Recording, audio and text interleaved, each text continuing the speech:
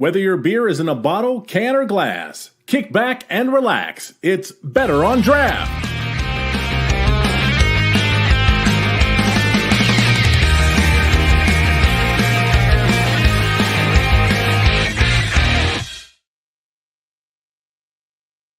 So welcome everybody to episode 333 of the Better on Draft podcast. My name is Ken. Thank you so much for joining us again on this Black Friday, probably the 8th time we've done this show on Black Friday, talking about beer releases, and what is going on in the industry. Let me introduce my co-hosts who are with me today, starting with Wendy. Wendy, what are you drinking over there? Well, I was lucky enough to run into a Goose Island Bananas Foster, so I thought I would start with that. And Dan, how about you? I can't believe people are buying that. This is the worst year for those releases. I almost cracked an Eagle Rare, but I've got the standard Bourbon County because it's pretty damn good. This year? Yeah, this year. All right. And for myself, I have a Bourbon County 2019 that I cracked open. Not going to share this with anyone because I don't have to. But we have with us, we're going to try this again. Brand new host. Take two is probably in regards to new hosts. In regards to? And oh, damn it. It's been a minute since I've said that. Bingo Square, take your drink. We've got Rob. Rob, welcome back to the show. Why don't you give an introduction, tell us what you're drinking, and a little bit about yourself, where you live, some of your favorite breweries by you, that kind of stuff. Sure. I'm Rob. I am currently drinking a Grizz Coffee Brown from Alaskan. And as I said last time, they don't distribute to Indiana where I live. I'm outside of Indianapolis, but I was recently up in Madison, Wisconsin, and I muled myself some beer from that trip. So as far as locals, well, my favorite brewery that I visit the most would be Traders Brewing up northwest Indianapolis, but that's mostly because I go up there and play trivia with a bunch of friends. I love Sun King. I love Taxman. Those are the bigger ones in the area that people probably know. I have heard Wendy mention Deviate before. I like it there, but I have to be careful when I go there because they're high ABVs. Mm-hmm. And my first question I want to ask you before we kind of get into today's, very relaxed show. What is, we have our competition, quote unquote, with Ohio. People from Ohio hate Michigan. Michigan hates Ohio. With Michigan beer in Indiana, is it a love-hate relationship? Do you guys just love your Sun King, your Three Floyds, Screw, Shorts, and Founders and that? Or, is there kind of like a parallel where you guys at least appreciate Michigan beer? And we definitely appreciate Michigan beer. Indiana beer is kind of weird. If you can't really think of any regional breweries out of it until Three Floyds expanded a few years back. And then there was definitely love-hate with Three Floyds because they distributed to Chicago, not to downstate Indiana. So it was hard to find their stuff here. It was easy to find their stuff in Chicago, or easier to find their stuff up in Chicago. So calling them an Indiana brewery kind of hurt a little back then. But they've expanded. Now they're sort of regional. I think they are regional. They hit New York anyway. And as far as getting Michigan beer, yeah, we've always loved, for example, Two Hearted. That's always been popular in my area. But then the locals are so good, even if they aren't distributing widely. I guess Sun King is now in Florida and Indiana, so it's two interesting states to be in. But and then Upland distributes more. But there's still, I don't know what their volume is like as far as how they distribute, because it's sours that they mainly distribute. Well, before we get into the show a little bit more, I want to tell you guys, and I want to hear your, Black Friday stories about beer, something that's happened to you or happens to you, walking into a store and you see all the random Bourbon Counties just sitting there like, oh, this was an accident. My story for you comes from today. I decided I needed to go to Kroger to just kind of get a few things for the weekend. So I went in there to Kroger and it was about 9 o'clock and I'm like, hey, I'm curious if it's there, and one of the beer reps that is there notices me looking for something. Like you have that look. You're looking for something very specific, and he goes, "What are you looking for?" And I said, "Oh, I'm looking for Bourbon County. It's probably distributed by the folks who are the Anheuser-Busch house here in Washtenaw County." And he goes, "Oh yeah, I think I saw the lady in the back. I can go ask and see if she's there." And I said, "You know what? If you don't mind, that'd be great." So he goes and he decides to ask. He works for the Miller House over here. And he comes back, and I'm out and I'm doing other shopping and stuff too. I was going to come check back in a minute, and I overhear her say, "Yeah, a lot of crazy people come and they try to get beers, and they wait in line, and I'm probably just going to make this guy wait so long that he's just going to leave." And I never saw her, but I heard her, and I'm like, "Oh, well, I guess I'm not getting my Bourbon County today." So I went off and did all the other stuff that I needed to do, went to the pet store, to the pharmacy, and then I am drinking my one Bourbon County. But does anybody have maybe a more fun, a nicer Black Friday story than me getting trolled by the Anheuser-Busch distributor here in Washtenaw County? All I have to say to that is, wow. Mm. Does she not want to sell beer? I understand the plight of like the truck chasers, and people probably follow her from Kroger to Kroger to Kroger, assuming, because from what Matt Bush has told me, like usually if you're in stores like Meijer, Kroger, like that's kind of your territory. You don't do more than maybe 2 or 3 Meijers or 2 or 3 Krogers. So she's probably gets stuck with people that are like following her and asking her and stuff. But I was definitely her first stop that day. And I just crazy because I didn't need it. I didn't go back, obviously. I'm drinking a 2019. But yeah, it was a weird feeling to be almost how I talk about CBYs on this show. This lady's talking about me, and I'm like, I don't know. I did buy 2 4-packs of Dragon's Milk though and walked out. Did you get the Mocha Mint? No, I got the oatmeal cookie and the regular. I haven't had regular in God knows how long, and it was like $1 more for the adjunct variant, and it was like $16.99 for a 4-pack and $17.99 for the adjunct. I'm like, all right, I'll take a 4-pack of each. I hadn't seen the Mocha Mint before today. I picked one up. Have you tried it yet? No, I haven't. My son had one with dinner. I don't know what I chose to pair Mocha Mint with steak, but there you have it. I'm always interested because I'm not a real big fan of mint in beer. I feel like it's a really hard flavor to nail properly. So I'm always interested to try it if I haven't had it before to see if they were able to make it work. I had a much better experience getting VCBS today. I wasn't going to go look for it, but I realized I wanted to pick something up for the show, and I actually picked up a Schöfferhofer passion fruit Hefeweizen. And I was at the register, and I was like, "Hey, did you guys get any BCBS today?" And they're like, "Oh yeah, hang on, let me go get it for you." So they had the Bananas Foster, which is the one I wanted to try anyways, and and the regular. So I just got one of each. It was that easy, no chasing. Yeah, I don't understand this chasing thing. I feel like either. that's at least 5 years in the past, if not more. Yeah. You can walk in anywhere. There were no lines anywhere. I walked into beer store to get beer for the show. They had a crap ton, even of the Eagle Rare Barrel one. Stopped at another place. They had it on tap and had coolers full of all of them for people coming in. Like there's no, I don't know outside of Ken who's having to chase anything. It's literally walk in no Maybe he matter where just you want to looked go. weird. Yeah, it's like walk in wherever you want. They've got a crap load of it. Well, for I don't think that's true here. Here in Ypsilanti, we're in a craft beer desert where the first closest true craft beer store is a Graveyard that still has like Arcadia Ales on its shelf, and it's not only a Graveyard, everything's overpriced, and the guy does not do any negotiating.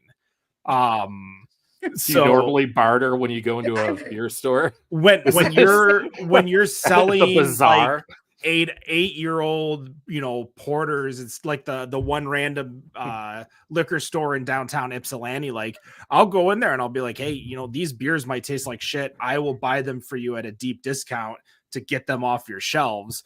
But this person probably still has, like, obviously they still have Arcadia, which I've mentioned. You check and if they have any brick.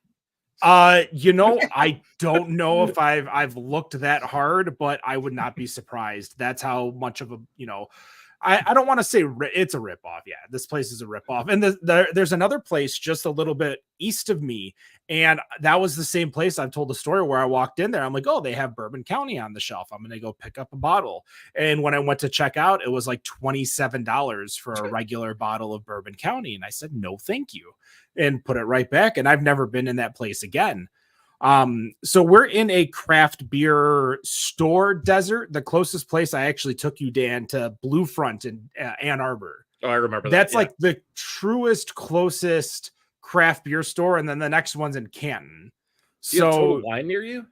we do have a Total Wine. And I guess that's probably going to be the closest. Now, I always forget about Total Wine just because I probably buy more liquor there than I do beer.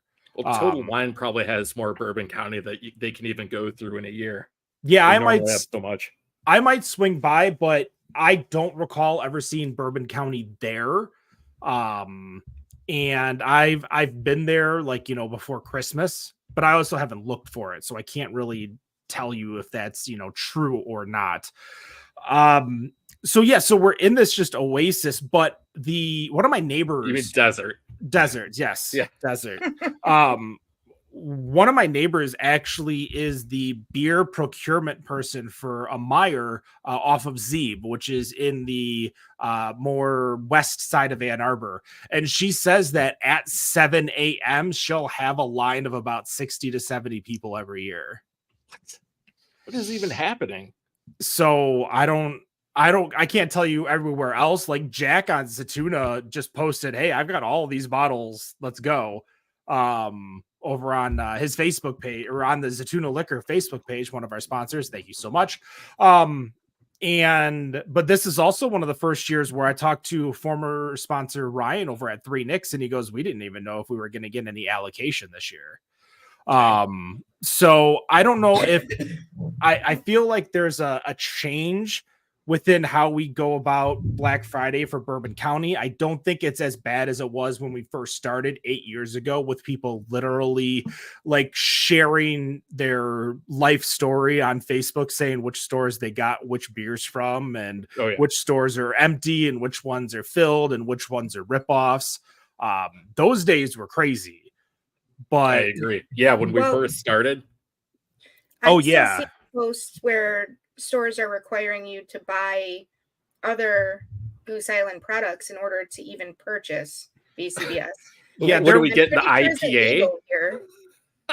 They're hoping to bet that nobody notices that that's illegal and doesn't say anything. Mm-hmm. And they probably just, if you say something, they'll let you buy your allocation that they were going to offer anyways and say, get the hell out of here, kid. I remember GameStop doing that when I feel like the Xbox 360 came out. They're like, oh, it depends on what else you're going to buy. Like what extra controllers and everything. It's just, that's a shitty way to do business. There shouldn't be any, I mean, why are you gatekeeping beer of all things? Well, because in order for them to get an allotment, they have to sell so much product. So the more product that they sell, the more they get the next year. How true is that? Because, these days, because the store where I bought one of the Eagle Rares today, they have 0 Goose Island on the shelf. Like through the whole year. There's no Goose Island you can buy there throughout the entire year. And they still get cases of it. So I don't know if that's still true anymore. Yeah, I don't know. That's what they told me. This was quite a few years ago, though. I remember that. When I lived in Redford, they told me that. And I remember that a long time ago. I don't know if it's still the case. Ken? Rob, you have any ideas? I'm actually contacting someone to get that. So continue the conversation, and if there's nothing else, tell us your Black Friday story. So Oh, go ahead, Rob. I'm sorry. Oh, sure. Well, yeah. So my best Black Friday story, which was highly successful, was it started with a trip to Costco. My normal Friday trip to Costco, and they had Goose Island there, limit 2. So I picked some up at a really reasonable price. I don't remember; it was a few years ago. And then there's a good liquor store near there, so I swung by there, and they had 2 variants, so I picked those up. And then I thought, oh well, I know one more liquor store. It's on the way home. It's the smallest hole in the wall liquor store. It caters to. I live near the Speedway, which isn't the. Or I'm sorry, I live near the Raceway, which isn't the Speedway. It's where the drag strips is mostly, and so it caters to that mostly, like this little liquor store. And I swung by there because it's on the way home. And sure enough, they had the other 2 variants on the shelf there. And, I asked about it, and they said, "Yeah, we post on Facebook. People show up right away, and then this is what's left." So that would have been probably 11 in the morning. We're still sitting there, so I picked up a couple of those and headed home. It was a very good Black Friday. Yeah. Now, Rob, I'm curious. Do you get how far south of Chicago are you? I'm not About 3 entirely hours. sure. Do you get the proprietor stout down there or no? I have never chased the variants that hard. Okay. So I don't know. So something I found interesting this year, Arizona always somehow gets screwed. I can't remember. Was it 2021? We had Goose Island on here. 2020, I believe. 2020. They sent us the variant that was in the box. I can't remember which one, the purple and black box. Like, for example, that didn't end up out here in Arizona. This year, everyone was expecting it, all the stores, but we didn't get the cask finished variant. No one out here did. And a lot of people were kind of upset about that. So I'm wondering, Wendy, you may know since you were out there today looking for variants. Did you see the cask finished, or were all the variants available? No, well, I didn't actually go looking. I stopped in to Okay. get something else, and they just happened to have 2 of the variants, or they had the original and the Bananas Foster. So that was the one I wanted to try anyways. So, I mean, I always am willing to try all of them, but I like bananas in my beer. So I know I'm it's weird, sorry. but I'm I sorry. do. A lot of people do, and I don't know why. There's a What do brewery I out don't here like that mint, but I love banana.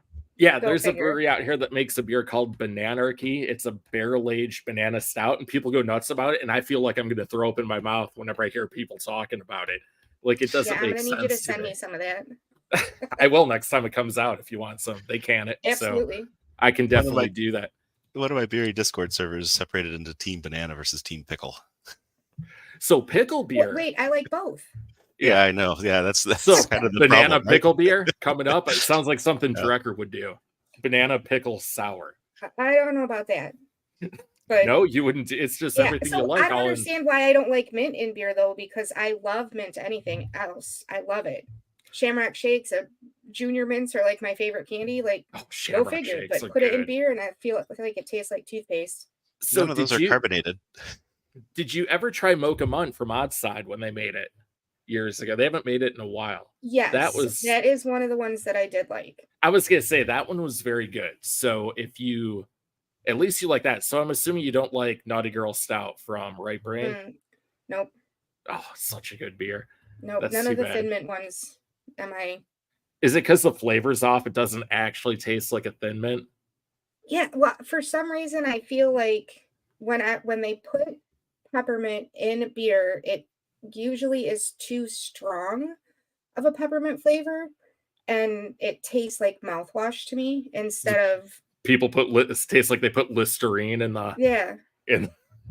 They dry hopped it with And Listerine. it could be for a the couple type of weeks. mint too. I feel like it's extract is what they put in for that. I don't Oh, know yeah. if they're actually dropping candy canes or something like that. And they're probably not. So it's probably some type of extract is what I'm I'm going sure. to assume. I could ask the guy at Right Brain. I talk to him every time I go up there. Pretty nice guy. I don't know if you guys have been there. Oh, yeah. We've never had him on the show. And apparently he lives, or his mom lives down here in Arizona. Like they all knew about the flight from Arizona to Traverse City. It was kind of weird. Ken, did you find an answer? You've been kind of quiet. I do not have a response back from my source. No. Okay. It is Friday on a holiday. It's so Black Friday. Yeah. So good I chance. don't know. I don't know if we're gonna get it. Obviously, the simple question I asked them is this true or a myth? You know, About the allocation. yeah. How many times have we told and retold the story? You know, have we created our own lore or has Urban the legend. yeah, or is Right. this actually a real thing? So I want to verify, as there are times where the amount of times I've told and retold the M43 story here, there's probably some added lore that did not happen on the actual show that just kind of like grew as we continued to Everett just grow keeps our adding show. on to it. Yeah. And that's when Travis let me create the double dwarf. No. The double. that was such a weird. I loved it the second time. The first time I had it was not anything that I liked. But yeah, that was like a one-time bottle thing. That's at the beer graveyard that I went to, where Well, it's was got it 9 years old? I mean, it was back when like Old Nation was just starting. So I think it was like 2016, 2017. oh dang. Yeah, so that's why I call that place like a graveyard, but it's not even like they're not selling stuff even at MSRP after being 8 years old. Like they're just like, yeah, we're just gonna keep it on the shelf until There's dust on the bottles. oh my god. Have you've seen some of the times where I've gone to these stores and I like Oh yeah. have a caked thing of dust on my fingers. That's so messed up. That's why Something you consume. Like, what are you doing? that's why I say that's why I offer money. Like, hey, I'll give you this much money for the beers because it might taste like trash. Like the barrel aged beers we know are gonna age fairly well, but I think I had like a Bell's Porter from like 2016. I'm like, From there, "Why?" from that store. Not from the graveyard store, from the downtown one that lets me barter. From the beer bazaar. I love it that they let you barter. Beer swap meet going on. That's not even something I would really think of. I'm gonna try Here's- it next time though. So they have like their wall of coolers and they have their singles area, and then they actually have like all these old ass bottles in its own little section. And this place will have like IPAs from like Falling Down or like not only dead breweries, but like a beer that does not last that long, just sitting on the shelf. We've got- I'll go on, Rob. We've got a place on the south side here. They have an excellent beer selection, but they have that dead zone, and everything in there has a sticker on it that says it's $1, sometimes less. Oh, that's They're awesome. being smart. Yeah, that's Yeah, a smart that's- move. I have brought those in as share beers many times. And the people love seeing the $1 sticker and wondering what we're going to get. Yeah, the place here right up the street where I normally go, when a keg's has been on too long or getting to the end of life, they'll crowler them all up and put them in the cooler for like $3-4 a crowler. They're like, here you go. We got to get rid of it. Mhm. It's the smart way to do it. Not where they have dust on the bottle. They're like $19 for something that's 8 years old. But if they sell it, they have to replace it with something else. Good point. They don't want to spend the Right. money. I tell you remember- what, the place in Saline that has this is they have plenty of space to still fill up the rest of the space when I would go and if I would go and buy their beer. If they gave me half off even some of their because their prices are not only they're more than MSRP still. So like half off, I'd still be tempted to try some things. I remember a few years ago, it was right when they started pushing up the release dates for all the pumpkin beers. I walked in like the end of July, like beginning of August, and at my local when I was over in the other town, and they were like, it was just a gigantic wall of pumpkin beers. There was every flavor and variety that you could think of from like every Lord. brewery in Michigan, and I was like, oh, it's too soon for that. I'm like, that's not going to go well for you. And I remember by the end of October, they had that whole wall was on clearance. That's still one. I don't think I need to get a pumpkin beer on clearance even. No, Mm-mm. no. Thank God you said that because Nope. no pumpkin beers. Like I said, I buy them just to throw them away. Get more of them out of distribution as possible. Right, I don't raise know their if you know numbers. this, They- but yeah, It's you're way up raising their there, so- numbers. No, don't say that. No, don't ruin my vision of what I'm doing is like heroic. Canton Fine Wine always does after I think like March or April, they'll always discount all their unsold pumpkin beers, and you could usually get in there and get it for like $2 a bottle or a can, if that, like $9.99 a 6-pack at most. And some of them are like Pumpkin, like some of the big dogs, and then a lot of them are just the weird random Blue Moon pumpkin and Fat Tire, canned yams. I don't know. I was trying to think of another like Thanksgiving type food, and candied yams was the thing that I came up with. Does anybody else have a Black Friday story? Because if not, I'm just going to go into the next part of my segment. No, let's keep going. Unless All you right. guys, I'm sorry. I'm just talking for everyone. Sorry. Well, Rob, Wendy and what do Rob, they shook their heads no. Because we are on video at youtube.com/betterondraft, or you can watch us live, twitch.tv/betterondraft every Friday, 7:15 p.m. Eastern is when we start. A little while ago, we did a segment about that was craft beer related, regarding being an asshole somewhere. I have 3 more Am I the Assholes lined up to tell you. Here we go. All right. And I need your opinions on whether you think the original poster is in fact an asshole or not. Number 1, the subject is, am I the asshole for letting someone drink my friend's beer and refusing to pay them back? I, 28 male, had a friend, 29 male, Brian, over almost 3 months ago, where he brought a 12-pack of Coors and only drank half of it.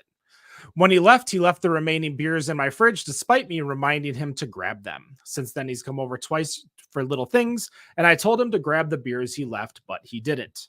Come Saturday, I had a couple people over, and they asked if they could have the Coors, which I considered abandoned at this point, so I said sure. They drank all the remaining beers that night. Last night, Brian came over for a minute and asked to grab his beers, and I told him they were gone. He got angry that I gave his beers away and demanded I pay for the remaining beers. I refused because I felt he had plenty of time to take or drink them and that he abandoned them at my place. We have 3 of these, so we'll start each one with a different person. So we're going to start with Wendy. Wendy Not the asshole. Not the asshole. Why? Not the asshole. I think we talked about this before, the beer etiquette when going to somebody's house. Generally, you leave those beers there unless they prefer you not. It sounds like this guy asked him to take them. I thought he was pretty nice to hold on to him for as long as he did. So not the asshole at all. Yes, 3 months he has left the beer in somebody else's refrigerator. Wendy says not the asshole. Rob. Not the asshole.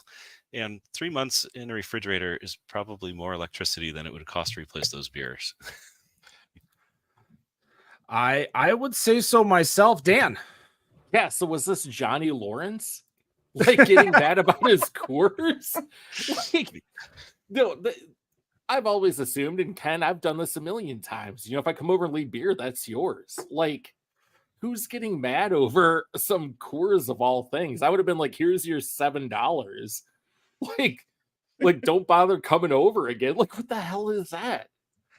I don't think I've ever left beer at somebody's place with the intention of going back to get it. Yeah.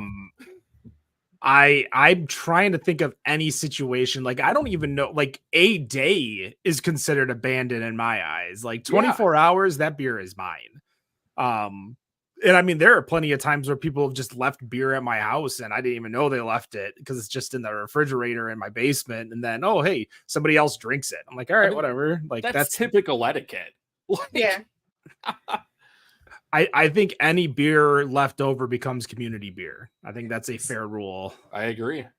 So is that craft beer etiquette or is that regular beer etiquette? Does that make sense? I think that's all beer etiquette. I mean, I would think it's all beer etiquette, but Who drank my hands? we're also craft beer drinkers. So Yeah, if I went over to like Dan's place and I left say 2 out of 6 from a 6-pack of, you know, Bel Air Brown or something. Like that's Dan's Bel Air Brown now. Like, Oh, it'd be drank that night, I'm sure. Be like, sorry, man. I do not see any. Now, the proper etiquette if you're a guest is to always ask what beer you could drink, as Yes. these people did, and they asked if they could drink the Coors, and I believe the ownership was the original poster and no longer Brian. I believe Brian's the asshole for Yeah, True totally story. is. asking for money after the beer was drank. Like if you expected the beer to be there and it wasn't, then that's your loss, period. But to ask for money after the fact, like what also are you gonna give him? Like 6 Coors is like $4. That's what I'm saying. Like, here's your fucking $7. Get over it. It ain't even like if I left like maybe something like, oh, we went over to do a share at Dan's place and I left a Sam Adams Utopia, and I'd be like, hey, can we save that for another day? Oh, but that's a that'd be- binding contract between myself and now the new owner, Dan. Oh, yeah, that's a different story. But I anyway, don't Bone- mean to. Oh, Go go ahead. on, Wendy. I have something to totally interrupt off this subject, though. One Yes. of the things that I found today was a 4-pack of the Utopia's barrel aged worldwide stout for $60 for a 4-pack. yeah, let's go for about 10 a bottle. They're trying to rip you Uh-huh. off. Yeah, well, I didn't buy it, but I have I think I had a bottle of, like, somebody was saying, man, they really wanted to try this one beer. And mind you, since COVID, I don't really save beer anymore. Like the beer is going to get drank no matter what. And I had this bottle of 120 from 2022, I believe, signed by Sam. And a friend came over and he was talking about, he's like, yeah, they always talk about 120 minute. I've never had it before. And I literally get out the bottle and hand it to him. He's like, here you go. Like, I don't need this. Like, I didn't pay for it in the first place. But he's like, no, I can't take that. We'll drink it another day. But I think when it comes to beer, you can't be too overly protective of what you quote unquote own or have or whatever. I think beer is a community drink that is meant to be served with the community, with friends. As much as I joked about saying I'm not sharing this Bourbon County with anyone, but I'm sure the Dragon's Milk is going to get shared. The Odd Side from Black Friday last year that I have is going to get shared. So, Yeah, when it's So- put in someone else's fridge and you go home, unless they send you home with your beer, then it's theirs. It lives there now. true story. I've been pleasantly surprised many times by my friends when I show up again later and some of my beer is still in their fridge and they offer it to me to drink while I'm there. So, it's almost like a pleasant surprise. Like you gifted yourself that beer. Yep. You know, the Right. old you gifted it for the forward you. Oh, I love this beer. I'm so glad I left it here. that's right. I guess you didn't like it. That's okay. All right. This is going to be a more social one. I'm guessing they're Canadian or European based on the ages itself. My boyfriend, male 20, and I, female 18, have been together for 5 months after my graduation party. I saw him give his friend, female 20, a sip of beer he wanted her to try. She has always been super nice to me and has made me feel welcome within his group of friends at college and invites me to literally everything. I never get jealous like this, but something just didn't feel right to me. It seems weird for her to be okay with putting her lips where his was, and it seems very intimate and inappropriate to me. She was playing cornhole with his parents the whole night, and they looked very comfortable. It made me think something might be going on. When I brought this up to my boyfriend, he was kind of shocked and then just laughed. Rob. I would probably have the exact same reaction he had, honestly. Wait, you mean this is the woman?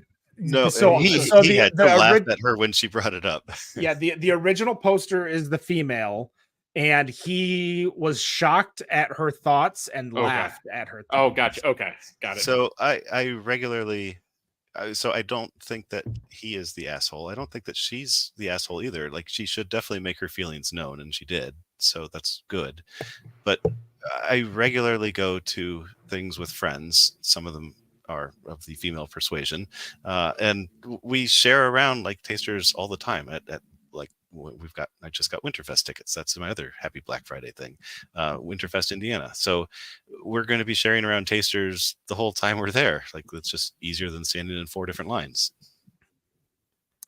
Dan.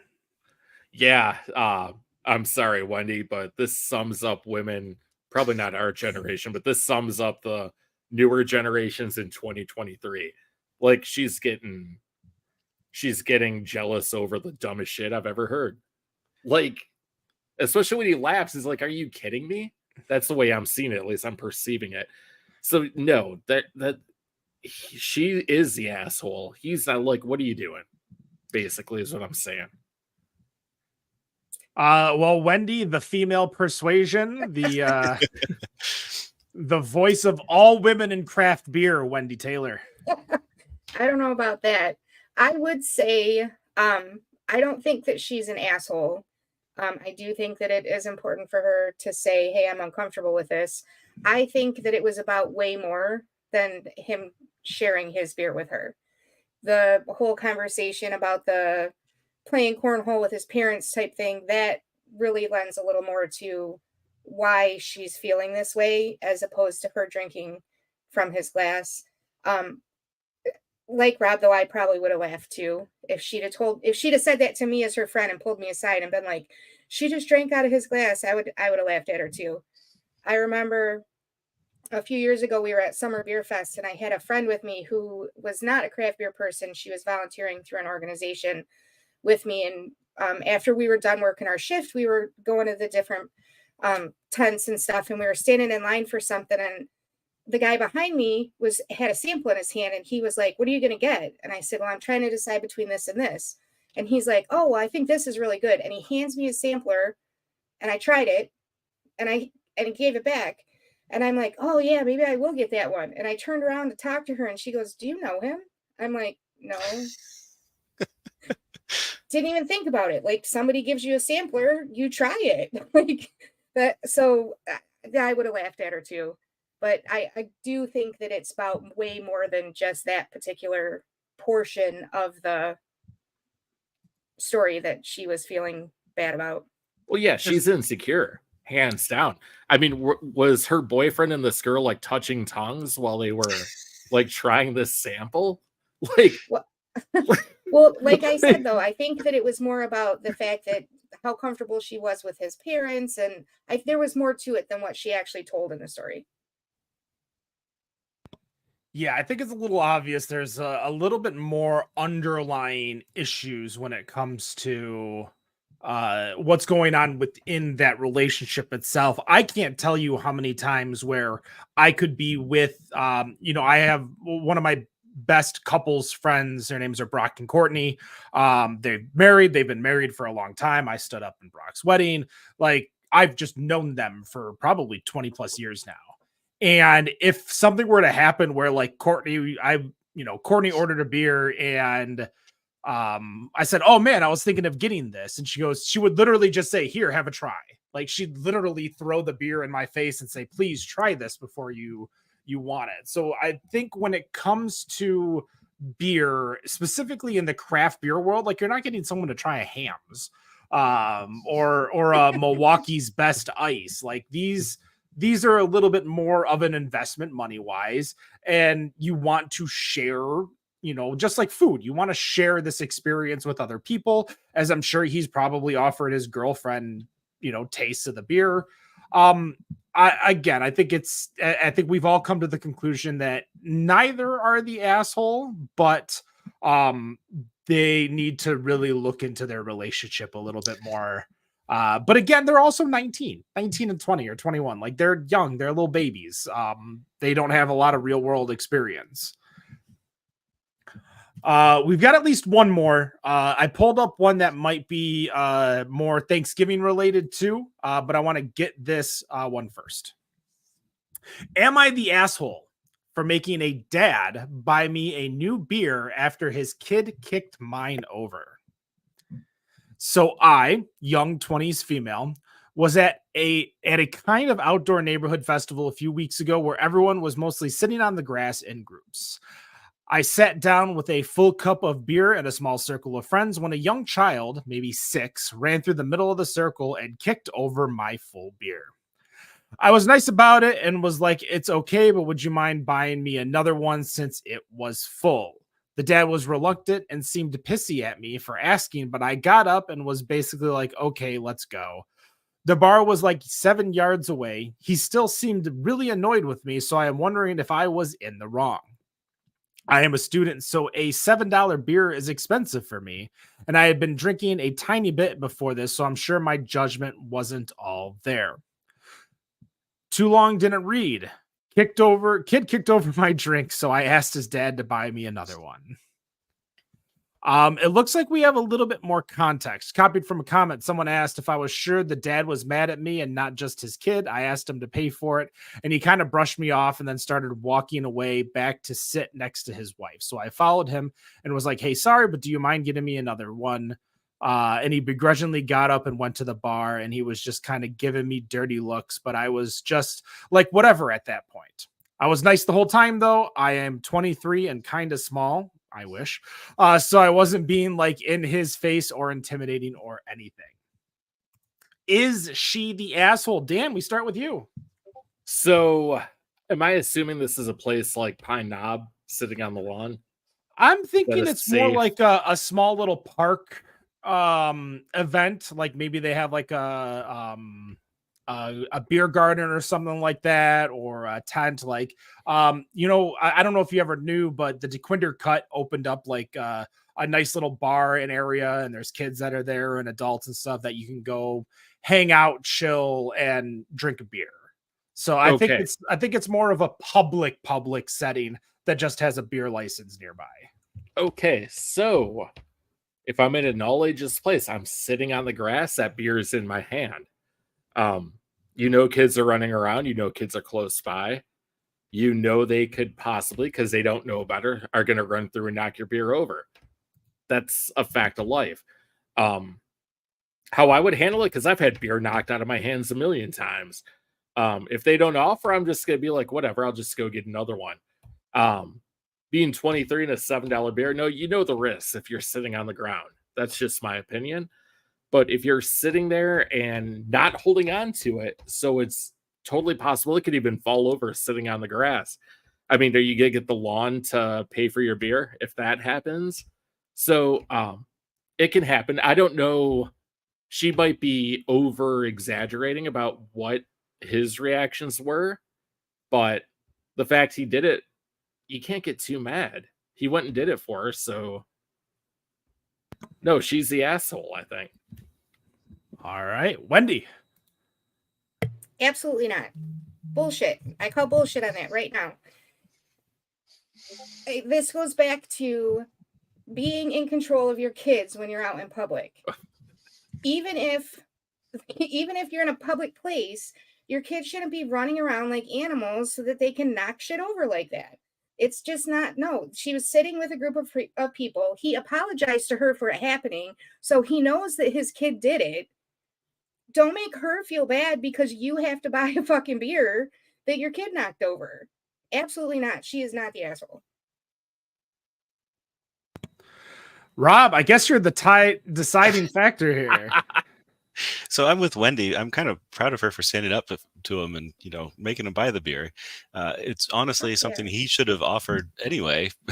If his kid knocked over a beer, like I know if one of my kids had done that, I would have offered to replace the beer. Like that's just, it seems like the thing that you do. And that they were in a circle and the beer was in the middle of the circle, I feel like provides some amount of protection, at least in her mind. Like she was being responsible. She had replaced her beer responsibly on the ground. So I don't think she's the asshole. Let's change a few parts of this and we'll go around again and ask. So let's say they are at a park and let's say they are off to the side and some kids are just kicking the soccer ball next to themselves. They went close to them, started kicking it back and forth. A kid kicked a soccer ball. It hits the beer in the hand of the person. And now that person wants the parent of that kid, obviously, to pay for that beer. So is this still a you know, the liability is on, you know, the person holding the beer, or is there a little bit more leniency, you think, this time, Dan?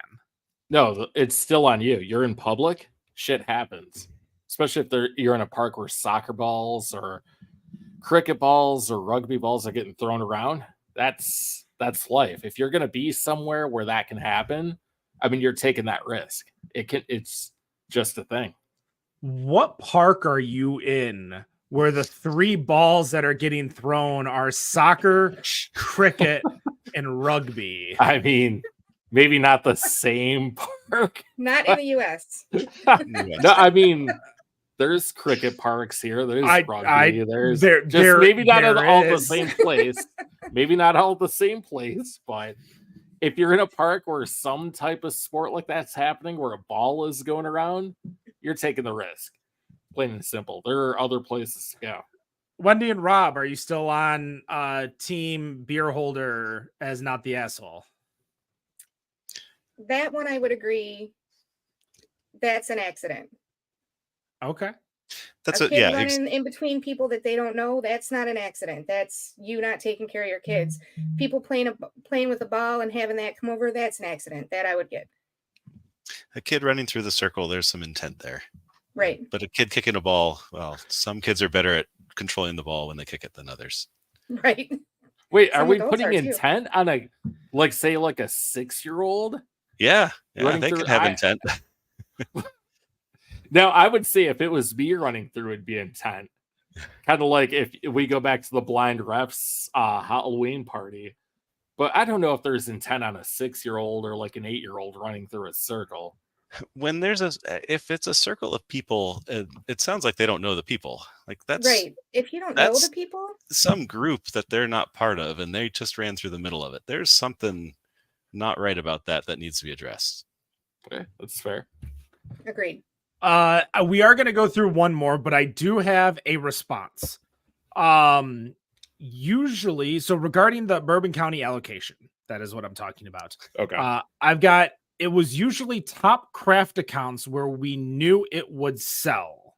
This is where they would get the beer. A couple of squeaky wheels if they really bitched about not getting it. So if a beer store was like, how the hell am I not getting it? So they probably get it. But he then finishes and says, but usually the brand reps would also sell it in and allocate it to the retailers, meaning that basically the brand reps of Goose Island would be the ones that are playing a big part into where the allocation goes. So I could guess there might be some pay to play in there. Sounds like it. For that. So maybe there was like, hey, I'll give you this, but you got to make sure you get your Goose Island numbers up, or you got to get your XYZ. Well, I'd have to be Goose Island because he said brand rep and not distribution rep. All right, one more. And then we're going to take a break before we go into the news. Am I the asshole for only bringing craft beer to the family Thanksgiving? Hey, all. Truly don't know where to begin with this. I'm from Colorado, and the beer culture here is pretty big. Breweries everywhere. Families hang at breweries, etc. Buying local is also a pretty big thing in this area, and it's something I agree with. Now, I don't consider myself one of those uppity beer snobs or anything. I love to try beer, but if it comes down to it, a Montucky cold snack is just as crushable as anything else. I was in charge of the beer for this Thanksgiving. I grabbed a pretty big variety, but they were all smaller breweries. No Miller, Stella, etc. But they weren't all super hoppy IPAs or uppity stouts. Cheers to Bourbon County. There were lagers and pilsners and blonde ales, light beer, dark beer, hoppy beer, and fruity beer. They just all happened to be smaller operations I could support. Well, I got home with them and shit hit the fan. I got reamed out for trying to force people to drink my hipster beer and shit like that. Other people were bringing wine and cocktail mixers and stuff, so it's not like Thanksgiving was ruined, but I got seriously called some names and had some people get really mad at me over it. Am I the asshole? we'll just continue going to Wendy for the first one, or for this one, the last one. So I feel like they missed a prime opportunity to buy local in bringing Coors because they're in Colorado. Shout out Johnny Here's Lawrence. a good reason to bring Coors to your family, to somebody else's house. I find it really amusing. You're not the asshole. They told you to bring beer. You brought a bunch of different beers. I think you probably spent more than you would have if you'd have just brought all Miller or whatever they wanted. Who cares? Just drink something that you just try it. If you don't like it, drink a wine or a pop or something. I don't know. No, you're not the asshole. Yes, there were other versions of alcohol there, wine, cocktails, etc. Rob, is the person an asshole? No, definitely not an asshole. They might have, done a little better at knowing their audience. If this sounds like a family thing, so they should probably have had some heads up of what was going on or what was going to happen. But in the same vein, they could have said, you love Coors. Well, here is the most similar Coors from this local brewery, so we're supporting local this Thanksgiving type of a thing, because every brewery has one of those. Dan.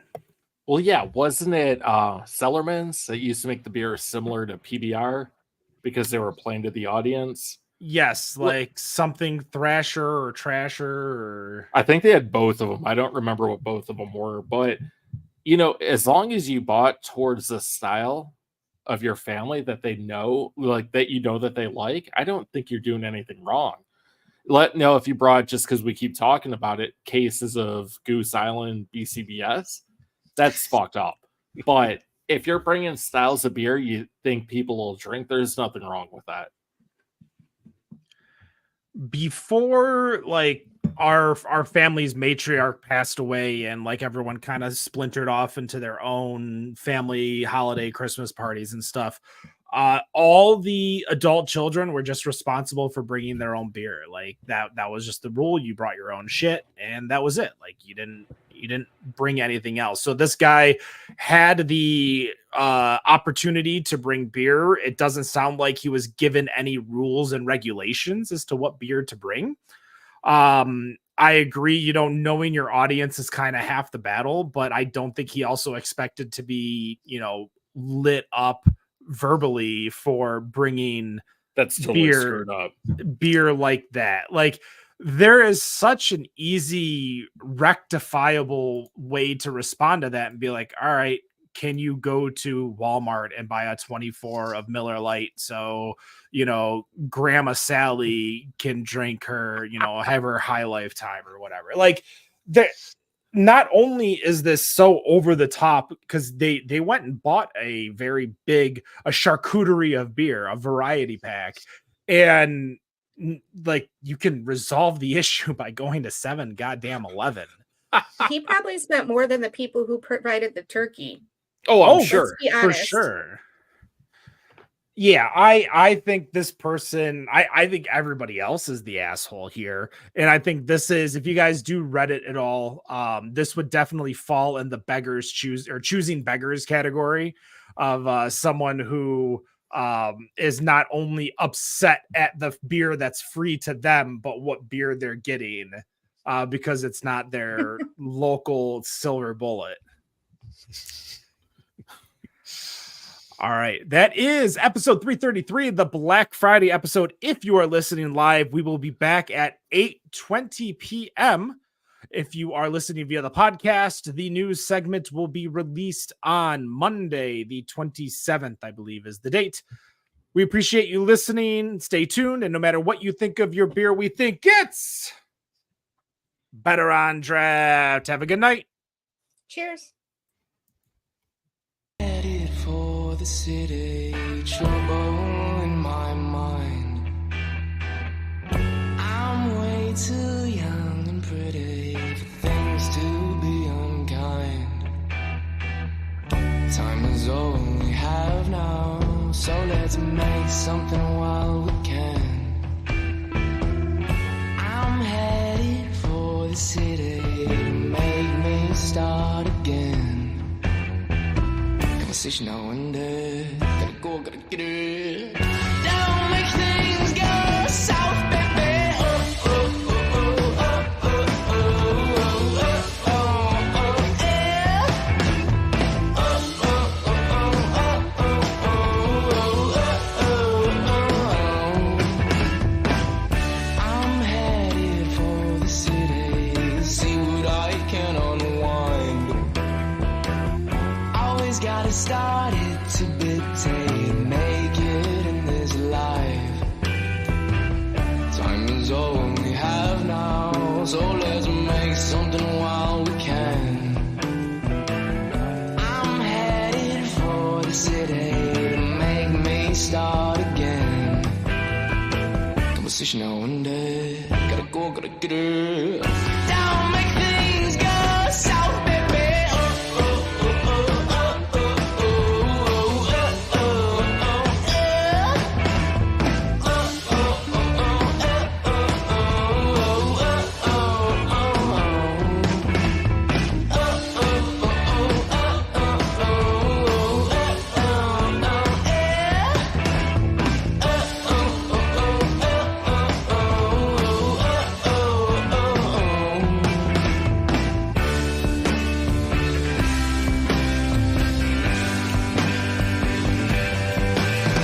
These eyes ain't looking back home. No, I'm now by myself on this road.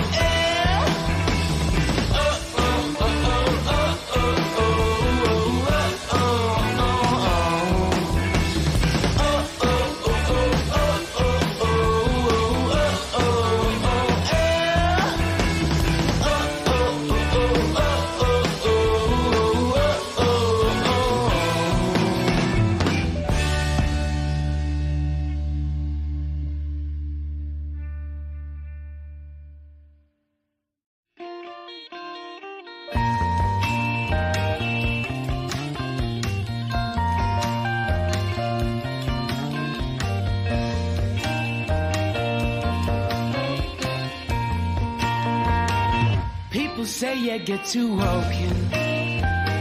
They just can't find a little soul. Light up a cig and let's get talking. Talking that rock and roll. It's more than just a style to play. You can get you what you need, just let it take you away. If you're ever feeling down, forget about the bullshit, dance your worries away.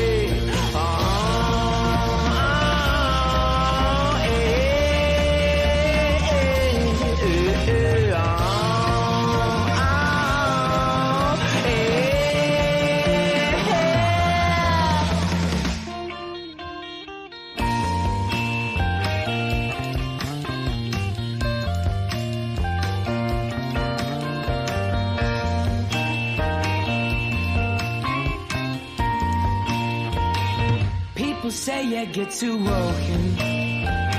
They just can't find a little soul. Light up a cig and let's get talking. Talking that rock and roll. Sit right back, relax and chill. Let me lead you on your trip, see how that rhythm feels. Don't let troubles cloud your mind. It's only in your head, you are so mighty fine.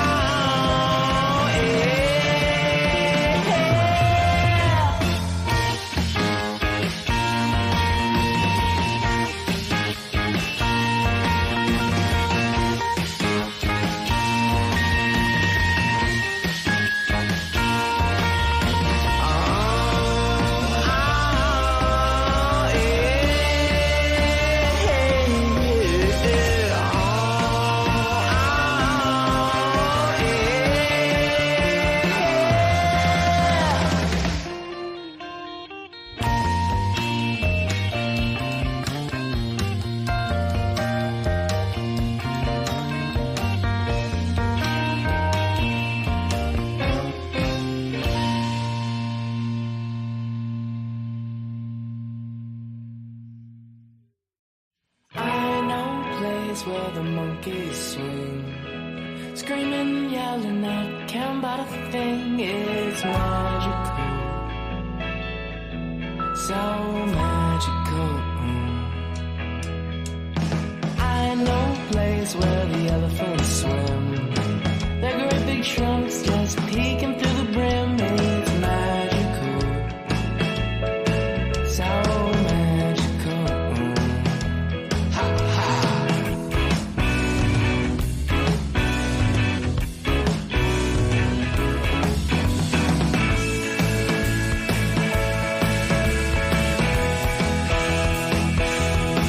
But all the elephants and the monkeys too, they don't compare to the looks on you. You're so magical, your beauty's magical.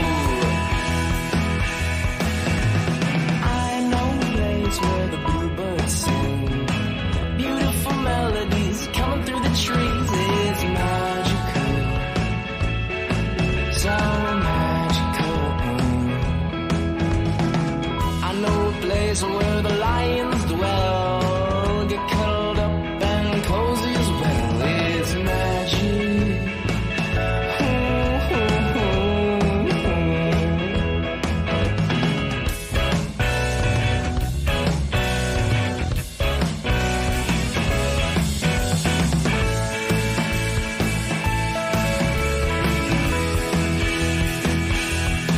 But all the pretty birds and the lions too, they don't compare to the looks on you. You're so magical, your beauty's magical. With your hair so long and thin and brown, yeah, it makes my mouth fall straight to the ground. And I know you're gonna be my soul.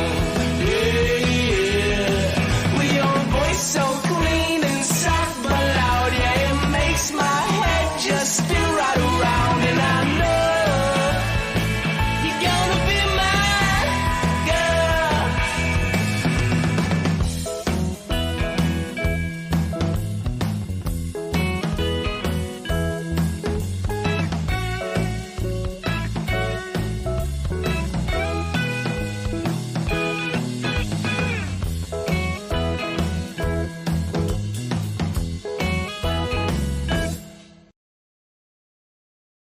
Whether your beer is in a bottle, can, or glass, kick back and relax. It's Better on Draft.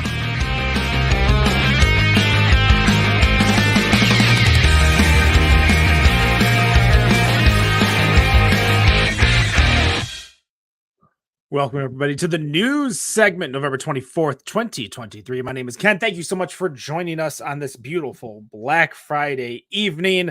You know, Rob, if you look at that intro, but of course, if you're listening via the podcast, check out the video, youtube.com/Better on Draft. You too can be in that intro if you stay more than a few weeks. More than two. The threshold's 3. Okay. No, we do. As jokingly as we are, we do appreciate you joining us and being on the Better on Draft team, giving us a Indiana perspective of craft beer. As we're going to go around and go through the craft beer news for the week, or past few weeks, I should say, starting with Wendy. Wendy, what do you got? Do you want my news or do you want what I'm drinking? Well, I guess we should go with what you're drinking. What are you Welcome drinking? to the show. So I am drinking a Schofer Hofer Hefeweizen Passion Fruit. It's delicious. And I'm also finishing up this Bourbon County 2023 Banana Foster Stout.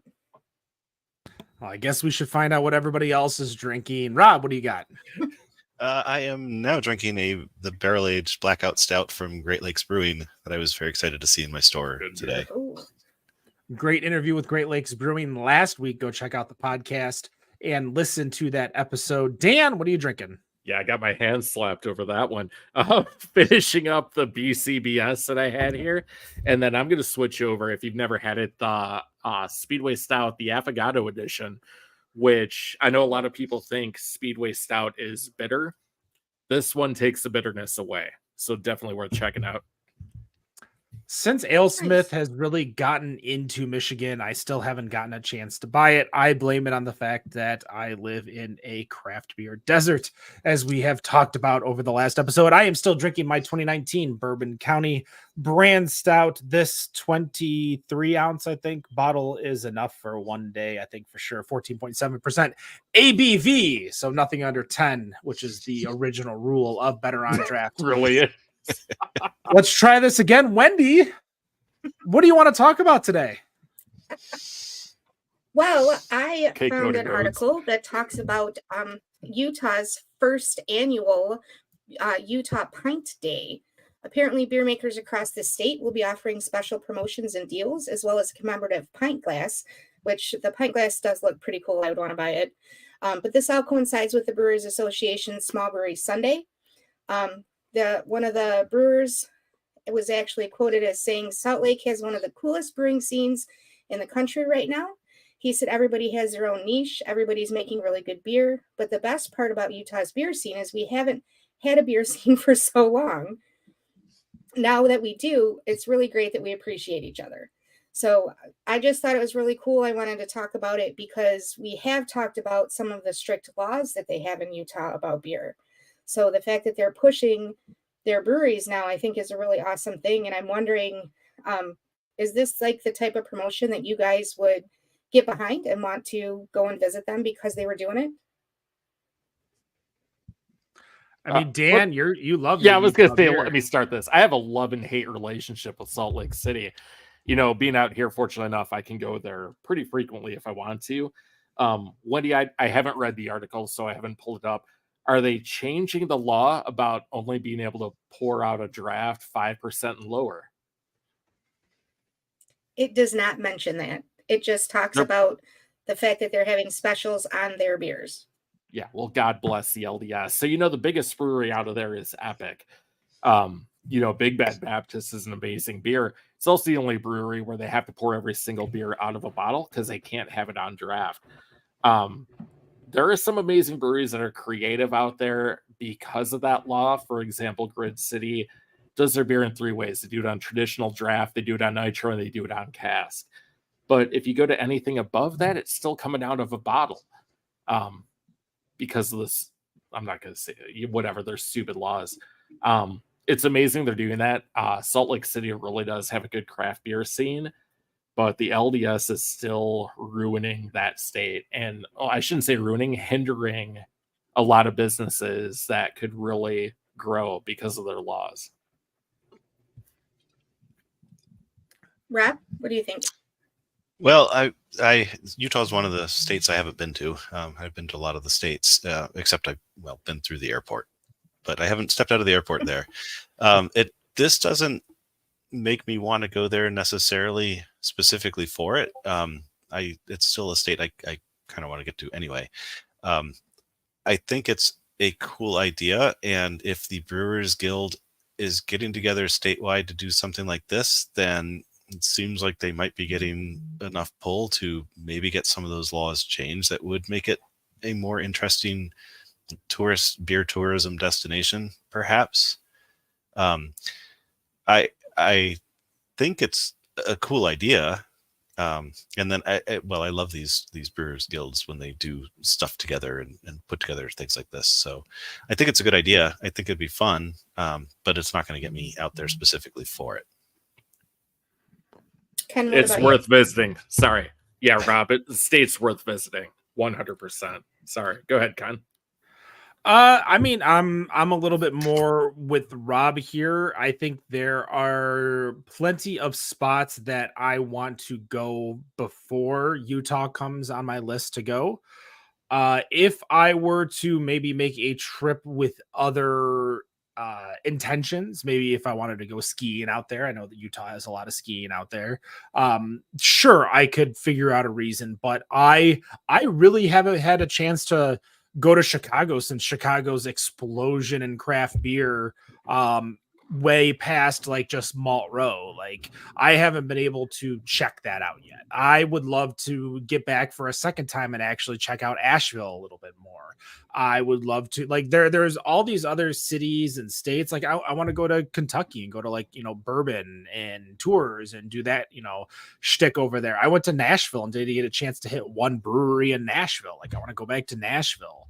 So do I want to go? Yes, sure. Would love to go. It seems like a neat little place to check out all the breweries, but is it like, do I need to go now? Absolutely not. There's nothing that's really yanking my chain to get to the state of Utah. I still think there's plenty. I mean, hell, when I went to go visit Dan in Phoenix, like sure, we hit a few spots, but we didn't really get a chance to Dan didn't get a chance to show me Phoenix and Flagstaff and all these other, Tempe, all these local cities. So I'd love to go back. You stayed in Tempe, sir. Oh, okay. So I stayed in Tempe. I mean, I've never been to Portland, Oregon. I could still go to Seattle 4 more times and still not hit every single brewery in Seattle. Yeah. Like, and I loved Seattle. So like there's things that I still would prefer to do over San Diego. Like again, it's Great town.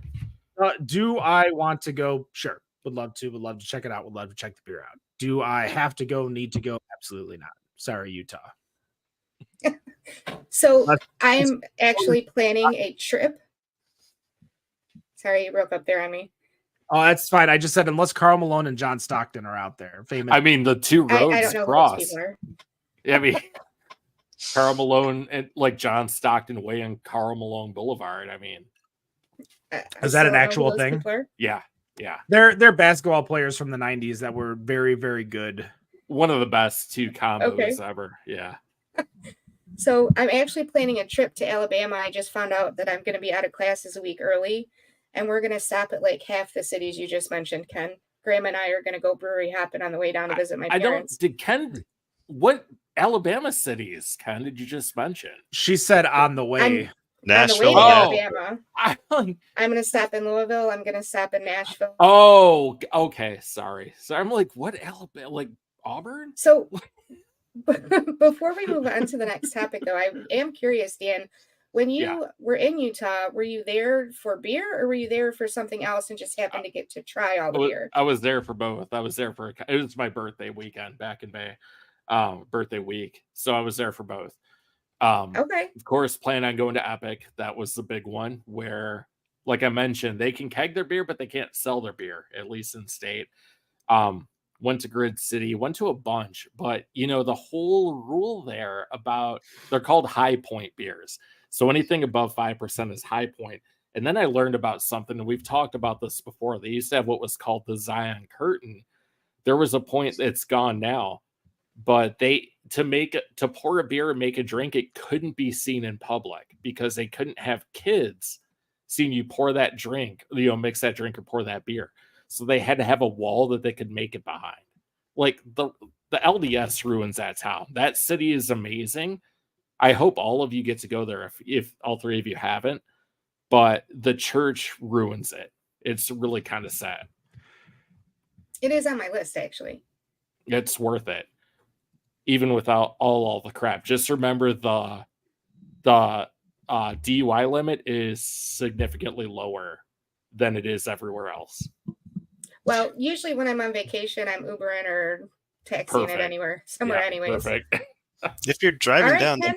you're going to be going through Columbus, Indiana. You could hit 450 North on the way down. You could, Against the Grain is down there in Louisville. That's going to be a fun visit too. Places you I've can get been beer to on Against the draft, Grain. I'm sure. I loved it there. Yes, they are all places you can get on draft. Yes. Well, you know what, Rob? Let's keep it going. What do you want to talk about today? Okay, so the article that I found is one I actually came across a little while ago. A little bit about me. I sometimes travel for work. I hit a spate of a lot of travel, and so I spend a lot of time at the Indianapolis airport. And there's a Sun King there, but I was pretty excited because it's been reported that there's going to be they're calling it a local beer garden, is being opened in the Indianapolis airport. I'm a little worried because the artist rendition has it before security, which is where I spend the least amount of time when I'm at the Oh, airport. boy. But the Sun King is on the other side of security. But I thought there were a few interesting things about this. One is that they want to feature local craft beer, and so I think that's kind of unique. Like I can't think of any that beer garden type things that aren't branded, except there's one in JFK, but even that one seems kind of branded anyway. But Do you mean when you say branded, you mean specific brewery? Or specific beer brewery. bar? Like, Okay. and I don't know what is in JFK, which ones it is, but they've got like Brooklyn and some other ones related to that. But anyway, so this one seems to be unbranded, and they really are just the world is your oyster. Pick breweries out of Indiana that you want seen in this craft beer bar. And so I've got a few questions about that. One, Indianapolis is not an airport you usually connect through. So do you see something like that being of interest on a terminus? Like, are you starting before security at a beer garden, or sitting there before you pick up your luggage or whatever? So before security, go ahead, Ken. I'm sorry. I was gonna say, I think it fits the perfect niche of people that are picking other people up or meeting someone at the airport, or if you've got to wait a minute and you don't want to go through the hassle of losing your luggage at the carousel, and having to go through like reclaim at the stand down there. When I went to San Antonio, I actually met up Dan, and I beat Dan by about an hour and a half. And I was like looking at what's outside the concourse, and I remember the thing was called like a draft bar. And I went there. There were no drafts. There was no bar. What the hell was it? It was a coffee and panini shop. Oh Jesus! Oh, What is that? That doesn't even make sense. that's a poor name. And so I'm planned out. Like, I'm like, all right, I don't have to worry about, grabbing a beer. Cause I was like, I delay, grab a beer in the terminal and then head on out. And I just remember like, I'll just go over here. I'll go get my bags and then I'll go hang out there, and then nothing. And I'm like, this is so annoying. And the like walk around area, there isn't much over there in the San Antonio airport. It's a pretty tiny airport. Mm-hmm. So I kind of just got stuck there, and they had a lot of, they didn't have very much seating, and the only seating that was available at one point was the massage chairs, but the massage chairs purposely like stick out so you can't sit there unless you're actually paying for it. Yeah, it was not a fun experience. At that point, I wound up hanging at the rental car. Yeah, I was at the rental car area for like an hour just waiting, because I have Hertz, so you just basically find a car and go with the kind of mileage I have with Hertz. So yeah, it was, I wouldn't mind a few of those, or at least one of those at every single place. Now, are you referring to outside of security? Yes, outside of security. Okay. If you give me one, that's fine. Like, I don't care if it's a TGI Fridays. I don't care if they're charging me $9 for a beer. Like, give me somewhere where I can sit and maybe have like a burger and a beer if I'm waiting for someone to pick someone up. Like when you came to pick me up at Vegas, and you came into the terminal and stuff to grab me because you parked for like an hour. Yeah. Like those are the things where you could go sit down and go have a beer somewhere and wait for me. And once I'm there and I get my bags, we can go. Like, plenty of pre-security locations to go to. Yeah. So we here in Michigan at DTW, you do have 3 breweries. Technically, you have Gordon Biersch, which only sells Gordon Biersch beers. Then you have a Jolly Pumpkin and an Atwater, and both of those are just licensed names. So they do have Jolly Pumpkin beer and Atwater beer, but it's solely in licensed territory. Now that's most airports. Yeah, they're usually all run by like HMS. Like we talked to Great Lakes last week, same situation. But they get the beers, they get everything there, which is a good thing. But they're all past security. When it comes to Detroit, the only thing I can think of that used to be there, not the McNamara, I don't know what the other one's called, where everyone else is at these days.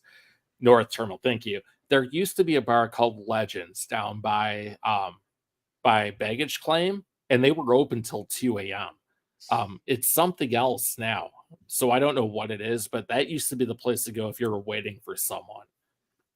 It's very rare, at least in Detroit. In fact, in McNamara, I'm trying to think of something before security, and I can't. There's nothing. I didn't think so. There's No, absolutely nothing. McNamara serves as a pretty good, like you're going there, you're getting in and you're getting out. Like there's no real hanging out.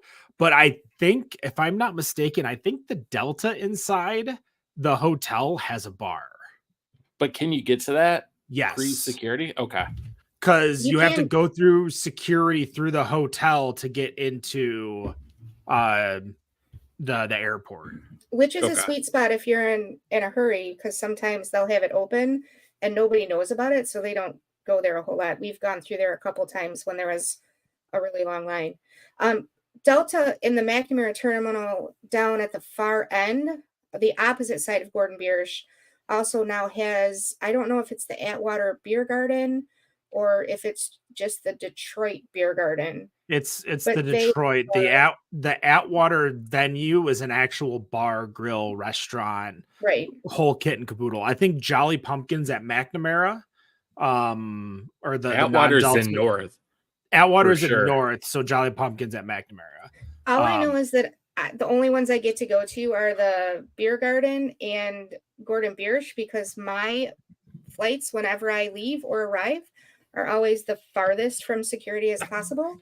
So I'm going to That's be the at either Phoenix end. flights too. So like I didn't even know Jolly Pumpkin had opened because I never saw it until one day I had to change gates and I was like, oh hey, that's new.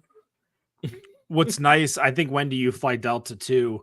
If you have the Delta pass where you get into the Delta lounge, it also accepts you now automatically at all layovers.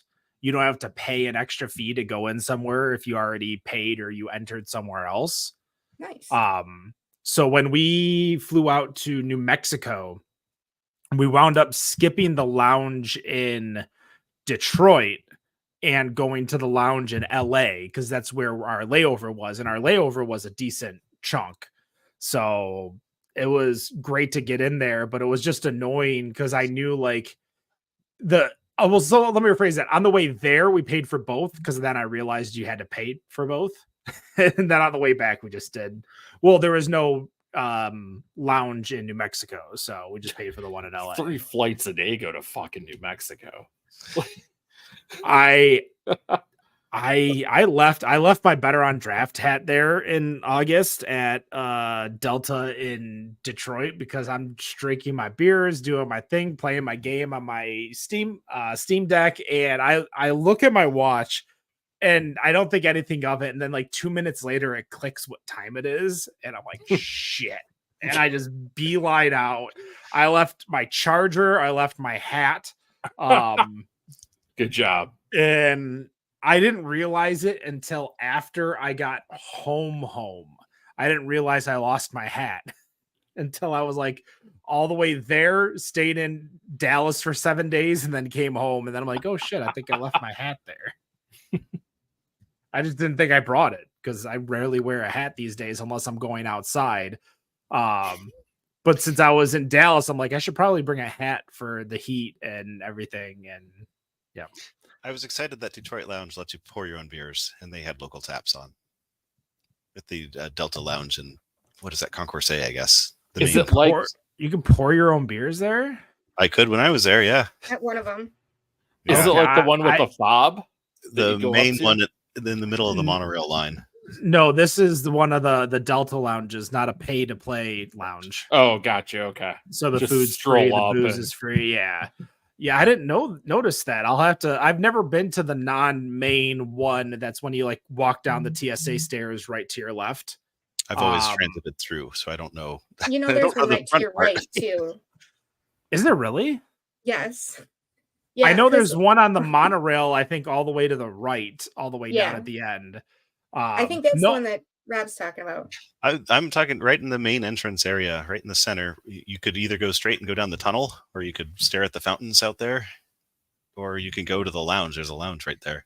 There's 2 lounges there. Yeah, 2 lounges there. I just remember going upstairs. Yeah. That's When we were going to the Dominican Republic, my friends, met them at the airport and they're like, oh, we're in the lounge. So I went to the left and I'm like, I don't see you guys. And I look across the way and they're in this, I can see them waving at me from the lounge across the hallway. So I had to leave and be like, I just paid over there. Can I come in this one? so maybe we can't pour our own. They just didn't man the taps, but I poured my So own like, beers just there for go pour your own beer. We're busy. That's amazing. I can't tell you how many times I've drank Kona Big Wave at this spot because that's the only like decent beer that's not an IPA there. Still a Budweiser, I didn't say it was a craft beer. I just said it was a decent beer. unless you're in Hawaii. Oh, Dan, you want to talk? What do you want to talk about today? So I got this from a couple of weeks ago. Really looking for your opinions on this. This was dated November 16th. So the anchor workers launch a WeFunder, which I'm assuming is like the other, crowdfunding sources, and lay out plans to bring back Anchor as a brewery or as a brand. So basically what these group of former employees are doing are trying to buy the brand from, is it Sapporo or whoever owns Sapporo, and bring that back. They've raised about $45,000 so far from individual investors. My question to all of you, it's a noble thing that they're trying to do, bring back Anchor. As far as I'm concerned, Anchor is an older brand, kind of a deader brand. Yes, they had the steam beer. They're one of the first craft breweries, but is it worth bringing back the old brand, or should they just be looking to do something new? Because you can make similar recipes. You can rebrand it and not have to be like, well, Anchor's been around 30 years. I don't need to get this 30 or 40, actually probably closer to 40 years now. What are your opinions? Should they be trying to bring back this brand that kind of went on a decline, or should they just start their own thing and make something similar? Rob, you're new. I'm going to start with you. Sure. So Anchor beer, like Steam, obviously, is the historic Anchor Steam. Like every home brewer has got to know that one by now. But their Christmas beer is their other big one. Other than that, so I'm not on the West Coast, and I don't travel out there all that often. At least on this part of the country, I don't really see them being that important. So I bringing it back is fine if they have a plan for actually bringing it back or making it relevant wherever they're going to be distributing to. But bringing it back just to bring it back, I'm not sure. I like the idea of starting something new. They could even call it Anchorish or something like that. If they wanted to, spin off, and they didn't want to get sued too much. Is going to get on them at that point. Yeah, possibly. Depends how much wax they put on their cans, I guess. Yeah. But you bring up a good point. You brought up their Christmas beer. I can't name another beer outside of their steam beer. Wendy, what are your thoughts on this? I agree with Rob. Nostalgia, we like it when it first comes out, but it's very kitschy. Like when they brought Zima back, people were all over it for about a week. Yep. And then where's Zima now? You know what I mean? Like we all wanted to try it and then it all disappeared. The Strohs, when they did the Detroit beer here, everybody bought like a 6-pack and then it was done. They weren't selling anymore, so they stopped making it. Yep, that's a perfect example, especially Zima.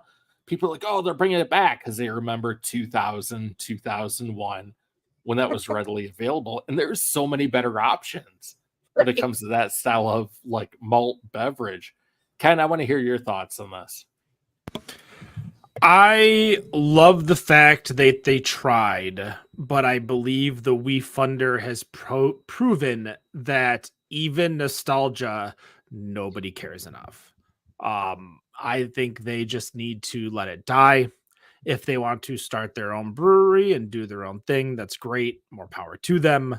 But I think that Sapporo You know, as much as we're talking about the big guys closing the little guys and like ending their career, that's we're ending nostalgia, and people are just upset at that. And I think they need to accept the fact that nobody cares about Anchor anymore.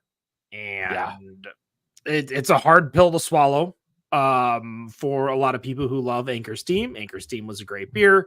They obviously don't own, like, the one thing that really scares me too is that, you know, Sapporo probably owns the recipe. So unless they're trying to buy the recipe from them as well, they'd have to brew something different. And, you know, we joked about what's the difference of one recipe to the next, as someone probably there knows the recipe.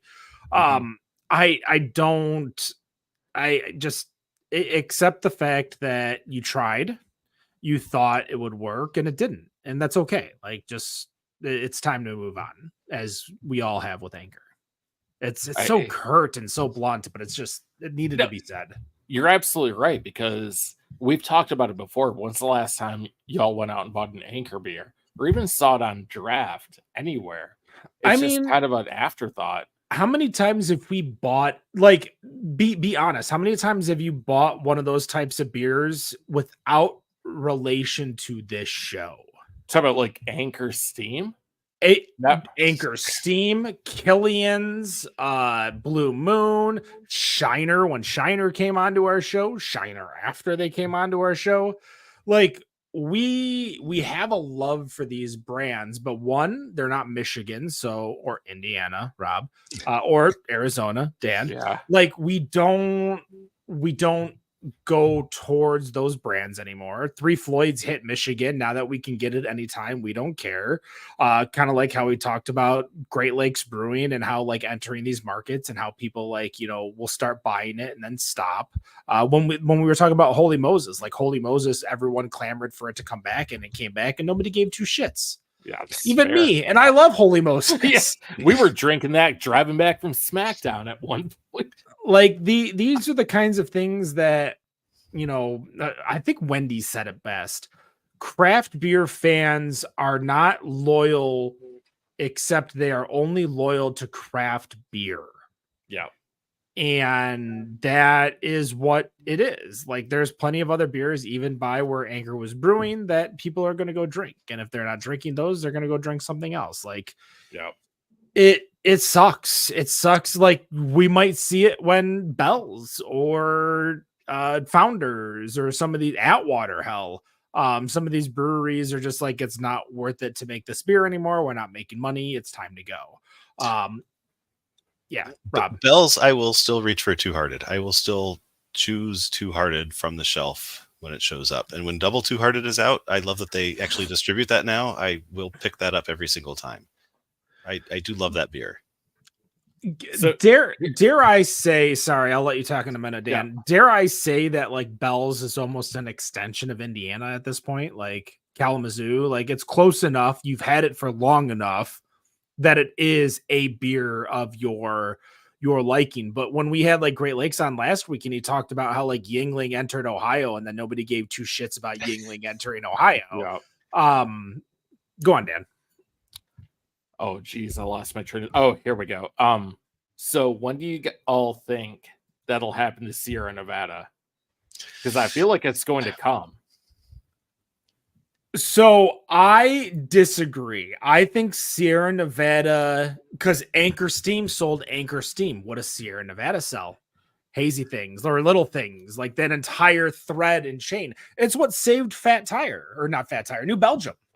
New Belgium would be dead right now. I would stake money New Belgium would be dead if it wasn't for Voodoo Ranger. I agree with that. Yeah, but that whole line.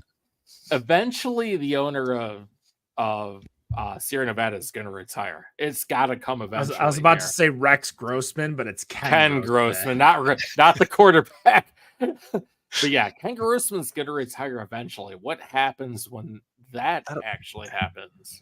They have several beers I actually love, and so that would be very sad if they went away.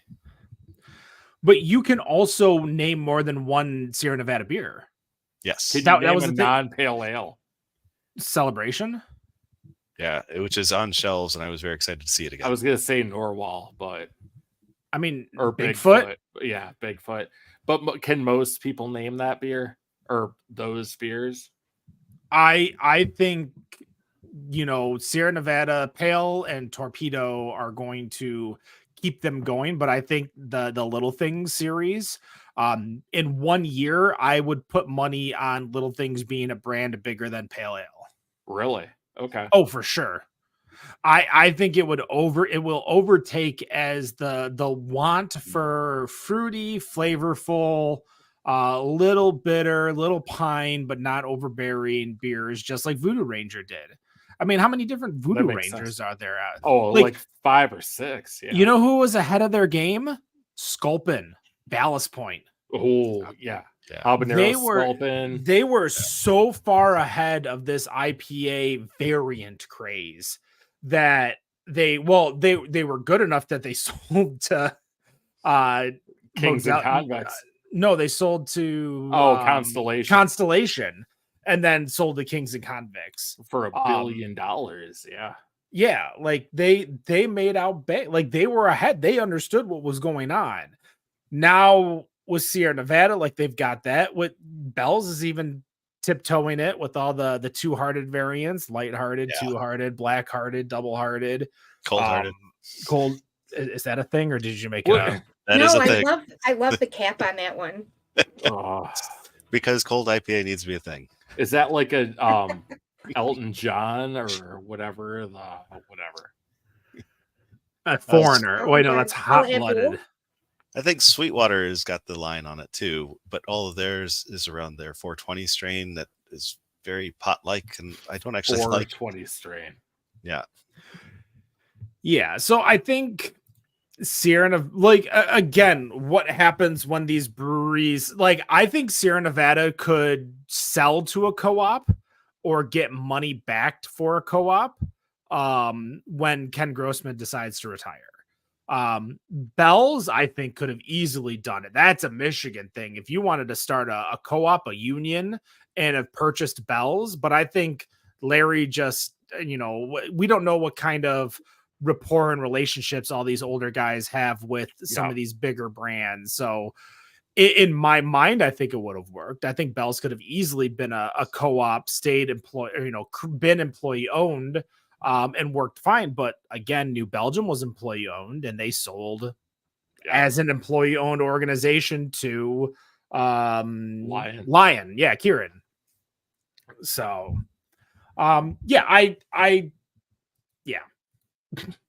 No, it totally makes sense. I agree with what all of you said. Ken, what's your story? What's my story? Oh God! So it started in 1986. Well, 1985. News article. Sorry. Oh my God. Oh, sorry. So there is a massive news article which we've always touched on when it comes to major organizations like your big grocery retailer, your Giant Eagle, Kroger, Walmart, Meijer here in Michigan. Total Wine, which we talked about on the previous episode, was going through where 3 anonymous employees told Politico the agency was looking into the wholesaler, that's the FTC, the agency, for violations of the Robinson-Patman Act, which bars suppliers from offering favorable pricing to large retailers at expense of small stores.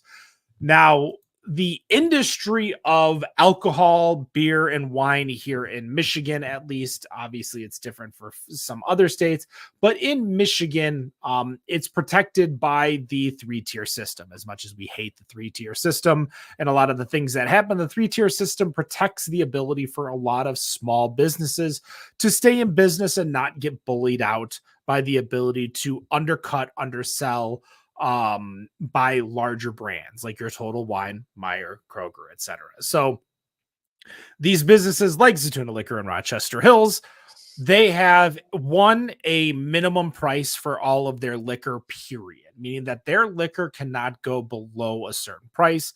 But this means that it's all controlled by the liquor is all controlled by the MLCC, and it's sold to Zatouna Liquor. But when you go into wine, or basically everything that's not liquor, wine, seltzer, beers, cider, mead, etc., it typically goes through a secondary market. So it goes through a distributor, it goes through a person, and then it gets sold to Zatouna Liquor. For some places here in Michigan too, you can sell yourself. Like for instance, Baffin could technically go to Pat Cleary's, Pat O'Leary's, Patrick Brady. I don't know what the Irish pub that's like 2 doors down. And they could sell a keg of their beer to that place. The only difference is that they cannot sell their beer at one price to one place and then a different price to another. You have to stay consistent across the board to protect you from, playing favorites, from breaking, laws, undercutting, underselling, saying, hey, if you're a big time tap house that is going through a lot of beers, say for instance, Ford Field, where you're getting a shit ton of people in throughout a day, buying a bunch of beer and leaving, they can't compete with, say, a local bar like Three Nicks Scoreboard, because Three Nicks Scoreboard is going to only be able to sell to the handful of people in Allen Park, whereas Ford Field is Ford Field.